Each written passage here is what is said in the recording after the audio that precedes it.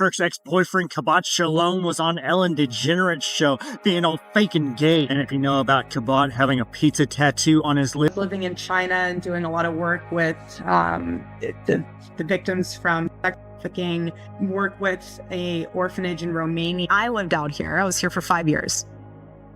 I never dated here because I saw vicariously through my...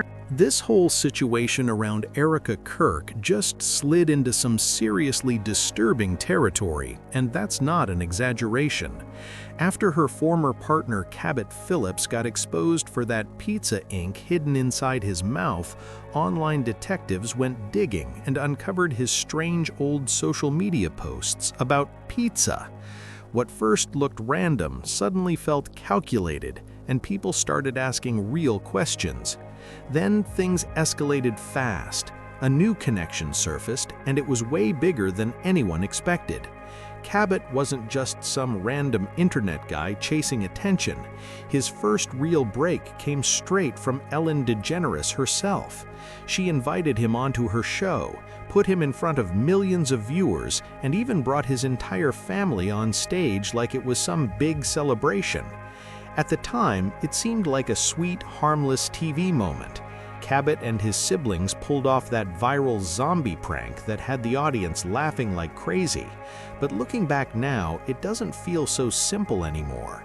Anyone who's watched daytime TV knows nothing on Ellen's set happens by accident. Every guest is picked for a reason. Every joke is planned. Every detail is controlled. And here's what makes people uneasy. Ellen had this strange pattern of constantly bringing up pizza over and over again. The repetition wasn't subtle, it was noticeable. And now, with everything else coming out, that detail feels a lot heavier than it once did. Right. Very stereotypical. There's a reunion. Have you? I hope so too. Have you met Jen before? No, I haven't. Thing with Courtney and Lisa, and they invited me over for pizza, and 𝗘𝗿𝗶𝗸𝗲𝗏 was there too. You've been to my house. We've had pizza. Girl after my own heart. Do we love a pizza or what? We love a pizza. It's so good. And we're seriously supposed to believe all of this is just random coincidence? Especially when Charlie Kirk once said that pizza was used as secret code for something way darker. That's not the kind of statement people just shrug off and forget about. When comments like that resurface, they hit differently. Then the talk about Erika and that mysterious orphanage she had ties to in Romania started spreading. That's when the whole situation began to feel heavier. Not proven facts, but enough whispers to make people look twice. And just when you think it couldn't get any more intense, former staff members from behind the scenes of Ellen's show began hinting at something unsettling. They dropped vague but loaded comments, suggesting that Ellen's late DJ, Stephen Twitch, might have come across something troubling. Now people are connecting dots between Ellen, powerful names in high places, and a strange circle filled with odd symbols and coded language. Some are even asking if Twitch saw something he was never meant to see. And if that's true, could it have played a role in what happened afterward? And then as soon as 𝗘𝗿𝗶𝗸𝗏, as soon as I saw that picture of him with the pizza thing on inside of his lip on the internet, I was like, that's her ex-boyfriend. It's like, yeah. Not long after his tragic passing, his widow, Allison, stepped out quickly to defend Ellen in public. At the same time, the way she spoke about Twitch made some people feel uneasy. The tone shifted, and suddenly he was being described in ways that painted him as unstable. That change raised eyebrows everywhere. People started wondering why the focus moved so fast, and why certain details felt reshaped. By now, this isn't just gossip about Erika Kirk's past relationships or random online theories. The mood around it feels heavier than that. And if even a small piece of these claims turns out to be true, then it points to a pattern people ignored for way too long because speaking up felt risky. So let's break this down step by step. Start with 𝗘𝗿𝗶𝗸𝗏𝗏𝗏, Erika Kirk's ex, who was suddenly chosen to step into Charlie's role on the college debate circuit. Before Charlie's shocking removal from the spotlight, most people barely knew 𝗘𝗿𝗶𝗸𝗏𝗏's name. Now he's everywhere, pushed forward as the one to carry on Charlie's legacy and teach others how to lead like him. That switch happened fast, and it caught attention. As viewers started feeling like something was off, they began digging, and that's when more details surfaced. 𝗘𝗏𝗶𝗸 didn't just cross paths with Erika randomly, he dated her. And here's the twist. This happened during the same time Erika publicly claimed she wasn't seeing anyone. Talk about something very crazy idea that I will order pizza. And so if I do, I don't want it to go to waste. Who will eat pizza if Jennifer? Yes? Harrison? Turning the Oscars into an everyone's invited dinner party with dinner. Julia wants cheese. Who's your favorite movie star? They're here. Who do you want to talk to? And then passing a very famous hat to pay the delivery guy. What do you have, Barbie? 200? This is start. This is start. Your stock just went up. You got some money now for pizza. What makes this even wilder is that Erika says she started dating Charlie in 2018 after what she called a 5-year relationship drought. But screenshots don't lie. In August 2017, she was right there on Instagram, openly flirting with 𝗘𝗏𝗶𝗸. The comments weren't subtle, the tone wasn't friendly, it was clear energy. That timeline doesn't line up, and viewers caught it fast. People started asking serious questions about who Erika really is, and why the story keeps shifting when the receipts are sitting in plain sight. When dates don't match, and posts say something different, it's hard to brush it off as a simple mistake. But here's where it gets deeper. Erika might not be the only one playing a part in this strange setup. Her ex, 𝗘𝗏𝗶𝗸, seems connected to the same circles. Old footage surfaced showing him on the Ellen DeGeneres show. Yes, that Ellen, with all the public criticism and rumors that have surrounded her over the years. That connection alone made people stop and look twice. When certain names keep popping up in the same orbit, it grabs attention fast. It was so far back. I would tell these people how far back we go. I mean, you know, okay. All right, I think they would take those in court. No, I don't want no problem. No, it's okay. So, hey, so, cheers. In that 2016 clip, 𝗘𝗏𝗶𝗸 appeared on the show with his brother Barrett and their younger sister Millicent. They were there to talk about a prank that went viral, where they convinced their sister there was a full zombie apocalypse right after her wisdom teeth surgery. On TV, it played out like harmless family fun. The crowd laughed, Ellen smiled, it looked light and goofy. But looking at it now, people say it doesn't feel so innocent. Once the clip resurfaced, viewers started catching details they missed the first time. Ellen kept circling back to the pizza prank in a way that felt excessive. The audience laughter sounded over the top. The camera zoomed in on 𝗘𝗏𝗶𝗸's reactions again and again, almost like it was highlighting something specific. The whole vibe felt staged beyond normal TV production. And then it gets even stranger. Not long after that appearance, 𝗘𝗏𝗶𝗸's social media presence shifted. Older posts quietly disappeared. New content popped up with a cleaner, more polished tone. The rough edges were gone. It looked less like a random creator posting freely, and more like someone carefully shaping an image. To a lot of people, it didn't feel organic, it felt managed. Around that same period, Erika started showing up in the same social circles 𝗘𝗏𝗶𝗸 had just stepped into. Influencer meetups, private gatherings, even fundraisers linked to powerful networks. That timing didn't look random at all. To people watching closely, it felt coordinated. Followers of this story say this is when the dots really started lining up. Ellen's production team, 𝗘𝗏𝗶𝗸's sudden rise, Erika's smooth shift into a polished public figure everyone was expected to trust. The rebrand happened fast, too fast. The image was clean, controlled, and perfectly timed. It didn't look messy or accidental, it looked planned. Then another detail surfaced. Someone dug up old production notes connected to the Ellen show. According to those notes, the zombie prank episode had been approved weeks before the clip ever went viral online.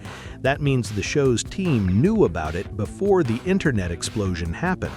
That's not just unusual, that suggests strategy. Now, when people stack it all together, Cabot's overnight visibility, Erika's carefully adjusted timeline, and the repeated patterns surrounding Ellen's guest segments, it stops feeling like random luck. Viewers are saying it feels like a tightly managed narrative shaped behind the scenes, something curated, something intentional. On the surface, that segment looked like simple daytime fun, just another playful, family-friendly TV moment. But when you rewind it with fresh eyes, the tone shifts, the details stand out, and suddenly, it doesn't feel so simple anymore. Please welcome Cabot, Barrett, and their 17-year-old sister, Melissa. So how long ago did this happen? I got my wisdom teeth out last Thursday, and so it was my first time ever going under general anesthesia. Wisdom teeth videos, and we thought, what could make it better? But when you really stop and look at who keeps getting platformed, who keeps appearing in those tightly controlled environments, and who keeps getting pushed back into the spotlight, it stops feeling random. It's hard to brush it off as coincidence. Something about the pattern feels deliberate. Ellen wasn't known for pulling just anyone off the internet without a background check. Every guest was screened. Every segment had a purpose. That appearance wasn't just a cute family story for daytime TV. For many viewers, it looked like Cabot's official public rollout, a clean introduction, a polished launch. The segment framed the Phillips family as wholesome, picture-perfect, and easy to trust.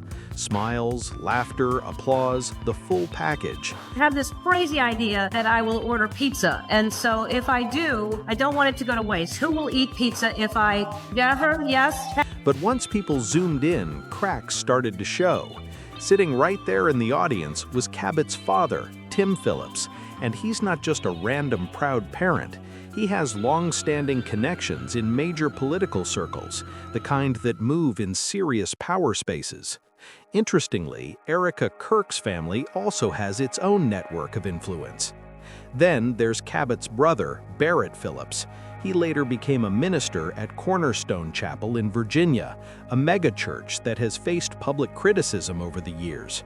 He's listed as an assistant pastor working with middle school youth, which added another layer of attention from online observers.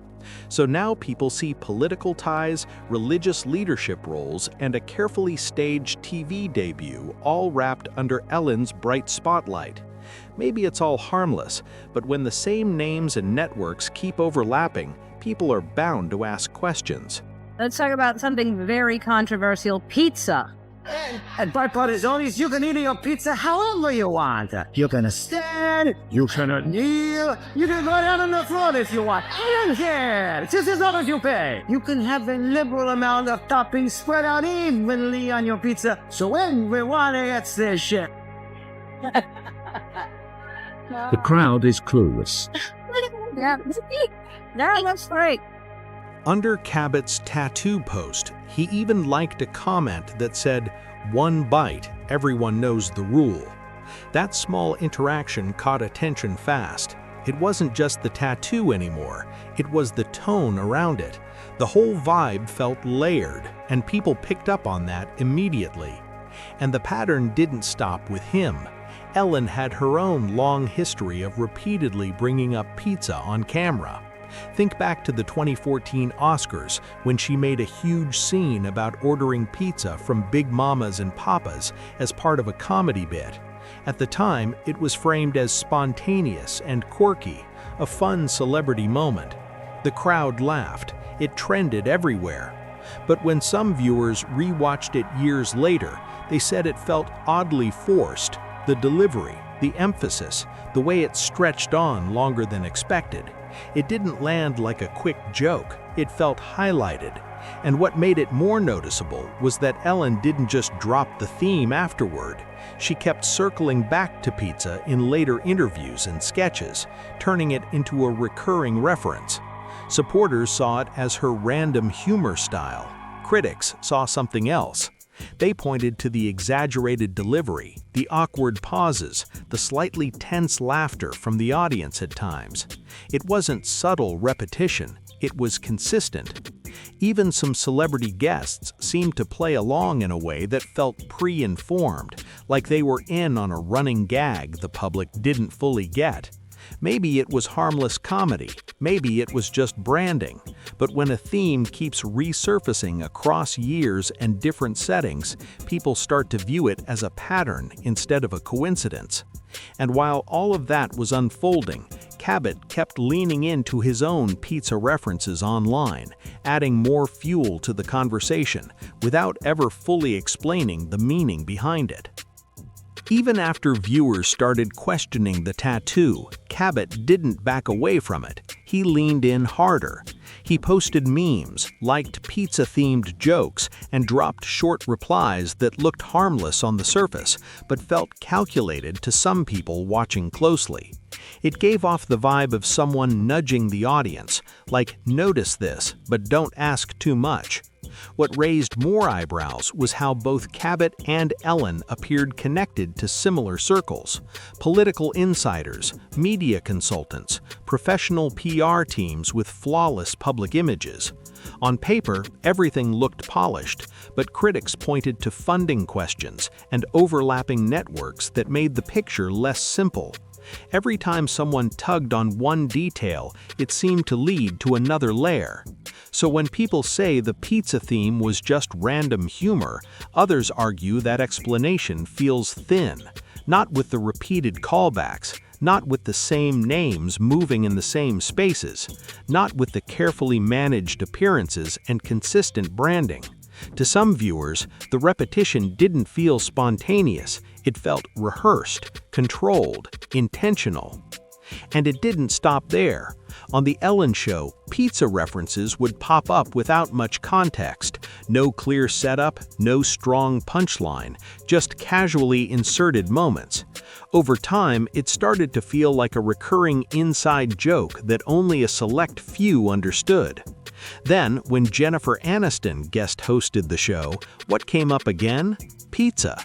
It kept resurfacing, almost like it had to be mentioned. Of course, many people say this is just internet speculation and pattern seeking, but when something repeats across years, platforms, and personalities, people are naturally going to talk about it. Remember, Charlie Kirk was very open about his views on this topic. He publicly said that in certain circles, when people talk about pizza, they're not always talking about food. He suggested it could be coded language tied to something disturbing. Whether people agreed with him or not, those statements are now being pulled back into the spotlight. So when Erika promoted her ex-boyfriend 𝗘𝗵𝗏, the same person with a visible pizza tattoo, to step into Charlie's former role after his removal, some viewers felt the optics were hard to ignore. To them, it didn't look random, it looked intentional, especially when you stack that alongside Ellen's repeated pizza jokes and the long-running public rumors that have surrounded her brand over the years. There have also been public tragedies involving individuals connected to her show, including Twitch, which deeply impacted many fans. Online discussions sometimes pull those events into broader theories, though no verified evidence has confirmed any hidden connection. Still, the overlap keeps people talking. For critics, it feels like too many unusual details sitting in one space. For others, it's coincidence amplified by the internet. So the real question becomes, are people connecting dots that don't belong together? Or are they reacting to patterns that genuinely feel too consistent to ignore? When you step back and look at everything together, the timelines that don't line up, the repeated pizza theme, the overlapping political and religious networks, and the polished media rollouts, it's a lot to process. None of it proves anything on its own, but stacked together, it creates a picture that feels bigger than random chance. Some people say it's just internet detectives reading too deep into coincidences. Others believe patterns exist for a reason. And that's the tension here. On one side, you've got public figures with carefully managed brands. On the other, you've got viewers noticing recurring themes, strange overlaps, and moments that just don't sit right. The truth? Not everything unusual equals something dark, but not every pattern is meaningless either. That's why conversations like this keep growing. People want transparency, they want clarity, and when details feel hidden or overly polished, curiosity only gets louder. At the end of the day, everyone has to decide for themselves what they believe. Are these just disconnected moments amplified by social media, or are they pieces of a narrative that's been shaped behind the scenes? Drop your thoughts below, because this topic is far from settled. If you found this breakdown interesting, make sure to like, subscribe, and share this with someone who needs to see it. And definitely comment your take. Coincidence or something deeper? Let's talk about it.